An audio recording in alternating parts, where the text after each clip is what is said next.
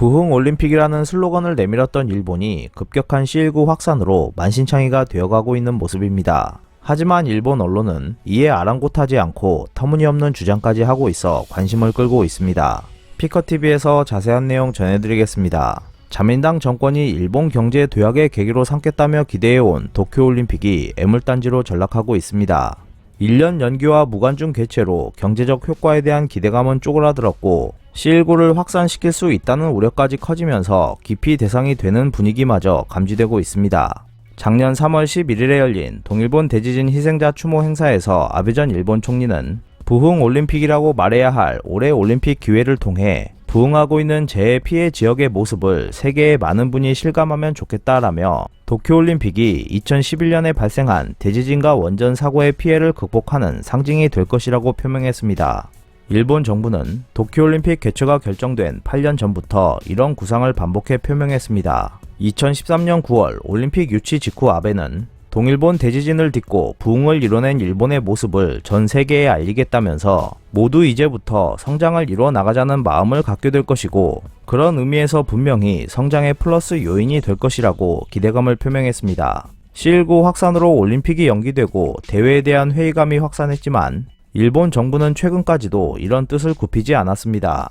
지난달 6월 17일에 스가 총리는 긴급사태 해제를 결정한 후 열린 기자회견에서 도쿄올림픽이 동일본 대지진으로부터 부흥을 이룬 모습을 세계에 발신하고 어린이들에게 꿈과 감동을 전하는 기회가 된다고 말했습니다. 하지만 현실은 일본 정부의 기대와 동떨어진 방향으로 흐르고 있습니다. 현재까지 계획을 보면 가까스로 대회 취소를 피하기는 했으나 만신창이에 가까운 상태입니다.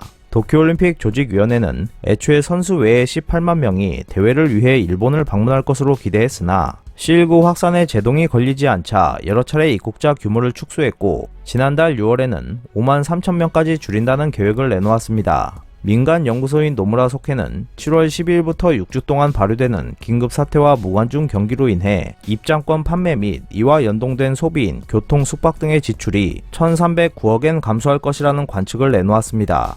올림픽 종료 후 예상보다 늘어난 비용을 누가 감당할지를 두고 일본 정부와 도쿄도 사이에 신경전이 벌어질 가능성도 엿보이고 있습니다. 급격한 C19 확산에 수도권을 비롯한 주요 지역의 경기는 무관중으로 진행하기로 했습니다. 조직위는 대지진 피해 지역만큼은 경기장에 관람객을 입장시킨다는 계획을 추진했으나 이마저 차질이 생겼습니다. C19에 대한 우려로 인해 후쿠시마의 관람객을 수용하는 의미가 퇴색했다고 판단한 우치보리 마시오 후쿠시마현 지사가 유관중 경기를 포기한 것입니다. 결국 조직위는 후쿠시마에서 예정됐던 소프트볼과 야구 전체 경기를 무관중으로 실시하겠다고 지난 7월 10일에 발표했습니다. 도쿄올림픽 개막식을 이틀 앞둔 7월 21일 오전 9시 후쿠시마현 아즈마 구장에서 도쿄올림픽 첫 게임인 여자 소프트볼 경기를 배치해 이른바 부흥올림픽의 이미지를 부각시키려고 했으나 후쿠시마현이 손살에 치며 관람객을 거절한 셈입니다. 도쿄올림픽은 다른 의미에서 기피 대상이 되고 있습니다. 이번 대회가 C19 확산의 원흉이 될 우려가 고조되면서 자원봉사자로 등록한 이들이 대거 중도 포기하는 사태가 벌어졌습니다. 자원봉사자는 대회 연기 전엔 8만 명 정도였으나 C19 확산 와중에 대회를 강행하는 것에 대한 회의감과 조직위 회장이던 모리 요시로의 여성 멸시 발언 등이 일으킨 논란이 맞물리면서 약 1만 명이 포기 의사를 밝혔습니다. 성화 봉송 주자로 이름을 올린 연예인이 사퇴하는 사례도 이어졌습니다. 이런 가운데 조직위가 활용 가능한 탈의실이 없다는 등의 이유로 경기장 등에 올 때 집에서 유니폼을 입고 오라고 자원봉사자들에게 안내한 것도 논란을 일으켰습니다. 도쿄신문의 보도를 보면 조직위는 대회 유니폼을 입은 자원봉사자들이 거리를 오가면서 축제 분위기를 고조시키는데 기여하기를 기대하고 있다고 설명했으나 자원봉사자들은 경기장 외의 공간에서 신분이 드러나는 것을 꺼리고 있습니다. 자원봉사자로 등록한 한 50대 여성은 내가 C19에 감염돼 주변에 퍼뜨릴 가능성도 있다. 눈에 띄는 유니폼을 입고 열차에 타면 주변 사람들이 어떻게 생각하겠나. 돌을 맞는 게 아닐까라고 반응했습니다. 개막식을 열흘 남짓 남긴 가운데 일본에서 C19 확산 속도는 점점 빨라지고 있습니다. 도쿄도는 7월 11일에 새롭게 확인된 C19 감염자가 지난주 같은 요일보다 96명 많은 614명이라고 발표했습니다. 이로써 도쿄의 신규 확진자 수는 직전주 같은 요일과 비교한 수치 기준으로 22일 연속 늘었고, 이날까지 지난 7일간의 일평균 신규 감염자 수는 734명으로 일주일 만에 26%나 급증했습니다. 하지만 일본은 여전히 이러한 상황을 전혀 고려하지 않고 있는 모습도 보여주고 있습니다. C19 영향으로 개폐회식과 도쿄올림픽의 거의 전 경기가 무관중으로 열리게 된 상황에서 일본 우익 성향 매체인 산케이 신문이 7월 11일 사설에 빈 경기장을 그대로 두지 말고 지역 중고생들을 들이자는 주장을 펴 눈길을 끌었습니다. 그간 도쿄올림픽 개최 지지 입장을 견지해온 산케이 신문은 사설에서 일부 축구 경기가 예정된 이바라키현이 낮에 열리는 시합에 한해 학교 연계 티켓 소지자의 관람만 허용하기로 한 것을 두고 참고해야 할 결단이라고 평가했습니다. 그 근거로 지역 중고생들이 관람토록 하는 이바라키현 모델이라면 광역 지역 간의 사람 이동이 이루어지지 않고 인솔 교원에 의한 직행 쥐기도 철저히 할 수 있는 점을 들었습니다. 관람객들에게 집과 경기장만 오가도록 한다는 의미인 직행 쥐기는 한때 유관중 개최 입장을 고수했던 스가 총리가 C19 감염 확산 억제 방안의 하나로 내세운 슬로건입니다.